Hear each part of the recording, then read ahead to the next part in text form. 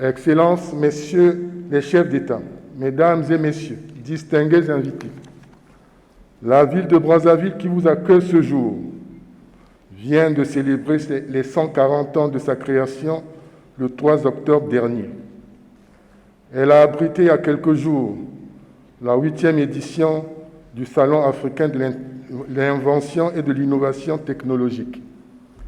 Ville hospitalière, bâtie sur la rive droite du majestueux fleuve Congo, notre capitale, terre d'accueil et de paix, située au cœur du bassin du Congo, est une fois de plus fière et honorée d'accueillir ce colloque international qui porte sur le thème « De Gaulle et Brazzaville, une mémoire partagée entre la France, le Congo et l'Afrique ». Elle vous ouvre grandement ses portes et sa population cosmopolite est heureuse de célébrer avec vous les 80 ans de l'historique manifeste de Brazzaville et de vivre ce grand rendez-vous de l'histoire. Autrement appelée Brazzaville la Verte, notre ville a le privilège de partager une histoire commune avec celle de l'Afrique, de la France et du général de Gaulle.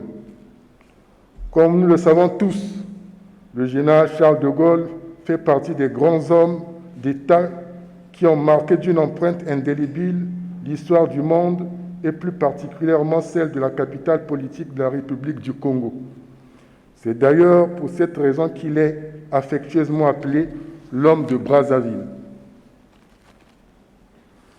Ainsi, la célébration historique ce jour du lien entre De Gaulle et Brazzaville nous donne l'occasion de revisiter une page importante de notre histoire commune et de raffermir les liens séculaires d'amitié et de coopération qui ont toujours, si heureusement, existé entre la France, les pays de l'ex-Afrique équatoriale française.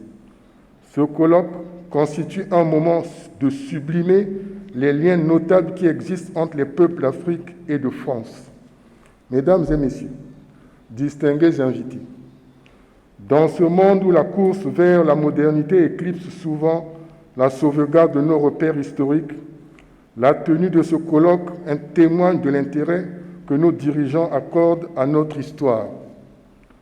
Comme le précise Ernest Renan, les vrais hommes du progrès sont ceux qui ont pour point de départ un respect profond du passé.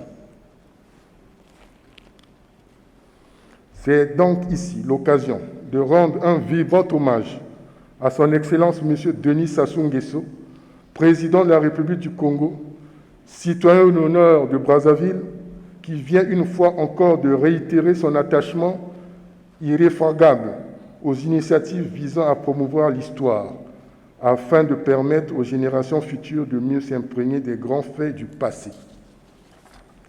Nous rendons également cet hommage à leurs excellences, messieurs les chefs d'État de l'Afrique centrale et à toutes les délégations ici présentes pour leur engagement sans faille dans la réussite de ce colloque et à qui nous réitérons la bienvenue à Brazzaville. En effet, en dépit de la pandémie à coronavirus qui secoue actuellement l'humanité entière et des contraintes économiques et financières que connaissent la quasi-totalité des États du monde, vous n'avez pas hésité à faire le déplacement de Brazzaville. Veuillez trouver ici et maintenant l'expression de notre profonde gratitude, car en foulant le sol congolais, vous avez témoigné votre affection inébranlable à notre histoire commune.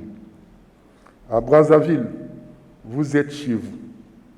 Je vous invite, pendant votre parcours historique, à découvrir cette histoire commune et pendant tout le séjour, à déguster la gastronomie congolaise avec sa gamme variée de délicieux mets locaux.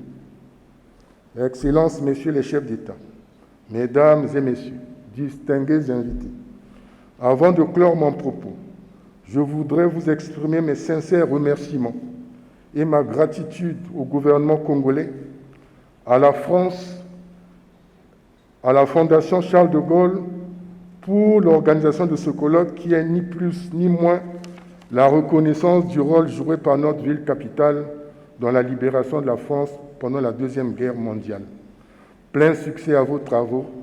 Je vous remercie pour votre aimable attention.